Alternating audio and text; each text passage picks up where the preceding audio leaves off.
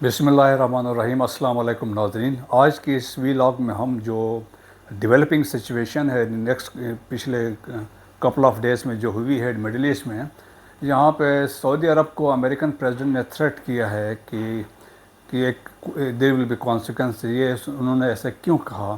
Right now, they're calling for a stopping of U.S. arms sales to Saudi Arabia. Do you support that legislation? We're going to react to Saudi Arabia. تو اس سلسلے میں آج کا یہ vlog ہوگا، اور 5 اکتوبر کو اسی مہینے میں اوپیک آرگنائزیشن ہے، انہوں نے فیصلہ کیا، اور اوپیک پلس کہتے ہیں جنہوں نے یہ فیصلہ لیا، اور یہ یونانیمس فیصلہ تھا۔ انہوں نے یہ کہا کہ to slash the production of oil by 2 million barrels per day کے حساب سے انہوں نے کہا اس میں ریڈکشن ہوگی، اور انہوں نے وجہ یہ بتائی کہ جی ایک تو دنیا میں دوسرے انرجی سورسز یوز ہو رہے ہیں جس سے ڈیمانڈ اور سپلائی کا ایشو بنا ہے، سو دیر فور انہوں نے اس پہ بھی یہ ایک وجہ ہے ریڈکشن کی ہے۔ اور سیکنڈ، یہ کہا جاتا ہے کہ 2020 کے بعد یہ بڑی قسم کی ریڈکشن ہے ان دی پروڈکشن آف آئل۔ اب یہ فیصلہ کیا ہے اوپیک پلس نے، تو ابھی میں آپ کو یہ سمجھانے کی کوشش کرتا ہوں اوپیک کیا ہے، اوپیک پلس کیا ہے۔ اوپیک ہے organization of petroleum exporting countries سے۔ یہ 1960 میں یہ آرگنائزیشن بنی تھی، اور اس کو بنانے والوں میں ایران، عراق، کویت، سعودی عرب اور وینزویلا شامل تھے۔ اس وقت ان کا مقصد یہ تھا کہ جی وہ جو پیٹرولیم کے پرائسز تھے ان کو مانیٹر کرنا اور ان کو کنٹرول کرنا۔ سیکنڈ، ان کی یہ بھی کوشش تھی جو بیسکلی جو اس وقت تک امریکن کمپنیز آئل پرائسز کو کنٹرول کر رہے تھے، تو وہ مناپولی بھی وہ توڑنا چاہتے تھے۔ سو انیشیلی 5 ممبر تھے، اور آج اس آرگنائزیشن میں 14 کے قریب ممبر ہیں۔ اور اوپیک پلس کیا ہے؟ اوپیک پلس کا مطلب یہ ہے کہ وہ کنٹریز جو اوپیک کے ممبرس تو نہیں ہیں but they are producing oil and exporting oil. So ایک انہوں نے الائنس ان کنٹریز کے ساتھ اوپیک نے کیا ہے۔ اب جو موجودہ فیصلہ تھا یہ اوپیک پلس نے لیا تھا، اس کا مطلب تھا it was unanimous decision by the all oil producing countries, لیکن ویسٹ اس کو دیکھتا ہے this decision was taken or led by Saudis and the Russians. اب میں تھوڑا سا بیک گراؤنڈ بتانے کی کوشش کرتا ہوں کہ بٹوین دی امریکنس اور سعودیز کے ان کے تعلقات بڑے پرانے ہیں، رائٹ فرام 1945 سے، جب کنگ عبدالعزیز بن سعود رول کر رہے تھے سعودی عرب کو، اینڈ دین امریکن پریزیڈنٹ تھے فرینک روزویلٹ۔ تو اس وقت سے ان کی ایک اسٹریٹجک الائنس بنی، اور یہ تھا کہ آپ آئل دیں، سیکیورٹی ہماری رسپانسبلٹی ہے۔ So with the passage of time ابھی Americans they have been giving all sophisticated weapons equipment to Saudis, لیکن یقیناً یہ پیسے لے کے دیتے تھے، تو سعودیز نے بلینز ڈالرز کے ورتھ ویپنز اور اکوپمنٹ امریکہ سے خریدے ہیں۔ تو آپ سمجھ لیں سعودی عرب جو ہے ایک مارکیٹ بھی ہے ویپنز کے پوائنٹ آف ویو سے۔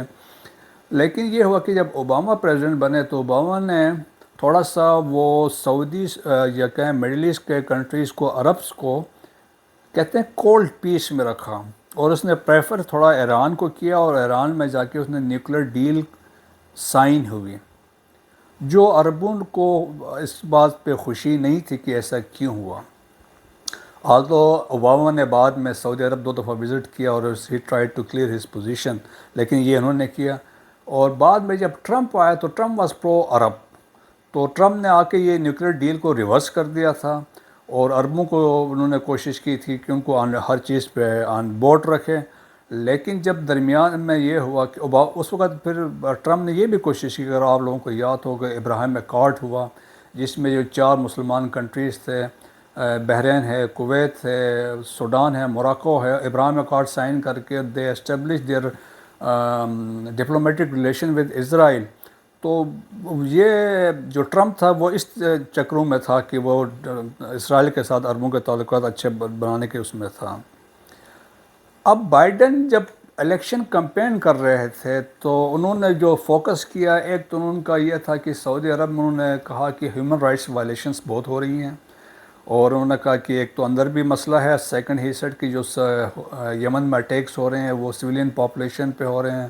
سیکنڈ انہوں نے یہ بھی بات کی جی جو امبارگو سعودی لیڈ کولیشن نے لگایا ہے تو وہ بھی ہیومن رائٹس کی وائلیشن ہیں۔ اور اس کے علاوہ جو 2018 میں مرڈر ہوا جمال خاشقجی، جو سعودی عرب تھا بیسیکلی، بٹ امریکن سٹیزن تھا، اور ہی واز اے رائٹر یا کالمسٹ فار واشنگٹن پوسٹ. وہ استنبول کے کونسلیٹ میں رپورٹلی وہ مرڈر ہو جاتا ہے، اور وہاں سے پھر اس کو وہ ڈس ممبر کر کے اس کے باڈی کو وہاں سے غائب کر دیا جاتا ہے. تو اس پہ بھی اوباما جو بائیڈن نے اس وقت کہا تھا اس کے سیریس کانسیکوینسز ہوں گے، ہم اس چیز کو نہیں چھوڑیں گے، and those responsible will be taken to task. تو یہ ایسی بات اس وقت بھی کی تھی. لیکن جب وہ پریزیڈنٹ بنے تو انہوں نے بات اوباما جو ہے محمد بن سلمان سے بات نہیں کی، ٹیلی فون پہ کبھی بات نہیں کی، کیونکہ وہ امپریشن تھا کہ وہ لوگ اس کو لائک نہیں کرتے. بٹ ایکچولی واٹ ہیپن، جولائی اسی سال میں انہوں نے وزٹ کیا سعودی عرب کو. سعودی عرب میں وہاں پہ وزٹ کرنے گئے، اور وہاں پہ جا کے ہم نے ایک جو کلپ وائرل دیکھا، فسٹ بمپنگ دونوں کے لیڈرز نے آپس میں کیا، اور ایک امپریشن دیا گیا انٹرنیشنل کمیونٹی اور ریسٹ آف دی ورلڈ کو کہ یہ ایک اچھا وزٹ تھا، ایک اچھی انڈرسٹینڈنگ ہوئی ہے. تو بعد میں یونائٹڈ اسٹیٹ میڈیا کے مطابق کہ پریزیڈنٹ بائیڈن نے ایشو آف جمال خاشقجی وہاں پہ انہوں نے اٹھایا تھا کہ جی وہ جو مرڈر ہوئے ہیں. اب یو ایس اے کا جو اس پہ جو رسپانس ہے، جو ڈیسیجن اوپیک پلس نے لیا ہے، تو اس پہ پریزیڈنٹ بائیڈن نے کہا کہ دیر ول بی کانسیکوینسز. اس کا مطلب ہے کہ اس کے نتائج ہوں گے، اور وہ بڑا سیریس ٹون میں یہ بات کر رہے تھے. اب یہ کیا ہوگا، he said it is close to my heart, ابھی جو میں بعد میں بتاؤں گا میں کیا کرنے جا رہا ہوں. تو اب اس پہ لے دے ہو رہی ہے، کافی بات چیت ہو رہی ہے.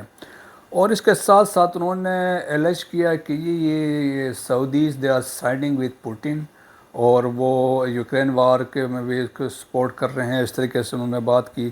اور پھر یو ایس اے کے سینیٹرز ہیں، کانگریس مین ہیں، انہوں نے اس ایشو کو بڑا سیریس لیا، and they are forcing government کہ آپ سیریس ایکشنز لیں اور اس چیز کو اگنور نہ کریں، اکنامک سینکشنز لگا دیں، اور جو ڈیفنس ہمارے ڈیلز ہیں، تو سیکیورٹی ڈیلز ہیں، ویپنس کے ڈیل ہیں، تمام انہوں نے کہا کینسل کر دیں. اور اسپیشلی فیمس سینیٹر ہے برنی سینڈرز، انہوں نے کہا کہ Saudis are the worst violators of human rights ہیں، اور انہوں نے کہا کہ جی they are going to Russian camps, so therefore they may ask Putin for their security and defence. یہاں تک بات چلی. اب اس کا امپیکٹ اس ڈیسیجن کا کیا یو ایس پہ ہوگا. اب یہ ڈیسیجن لیا گیا ہے یو ایس کے جو مڈ ٹرم الیکشن ہو رہے ہیں نومبر میں، اور بڑا یہ سیریس ایشو ہے. اگر اس میں وہ لوز کرتے ہیں تو وہ جو گراف لوگ کہتے ہیں پریزیڈنٹ بائیڈن کا، وہ آلریڈی ڈراپ کر رہے ہیں اس ایکشن کے بعد، کیونکہ جب آئل پروڈکشن کم ہو جائے گی، قیمتیں بڑھ جائیں گی، تو جو ووٹرز ہوگا وہ خوش نہیں ہوں گے. سو اکارڈنگلی وہ ووٹ بائیڈن کو نہیں کریں گے. سو یہ سیریس اس کی امپلیکیشن ہے as far as Biden administration is concern. اور پھر یہ لوگ یہ بھی کہتے ہیں یار کہ آپ یو ایس اے کی جو فارن پالیسی ہے فیل ہوئی، رشیا کو آپ کنٹرول نہیں کر سکے، وہ یوکرین پہ حملہ ہوا، آپ کا ایگزٹ جو افغانستان سے تھا وہ ہیومیلیٹڈ قسم کا تھا، جو آپ کا امیج تھا سپر پاور کا وہ بیسکلی وہ ہم مینٹین کر نہیں پا رہے ہیں.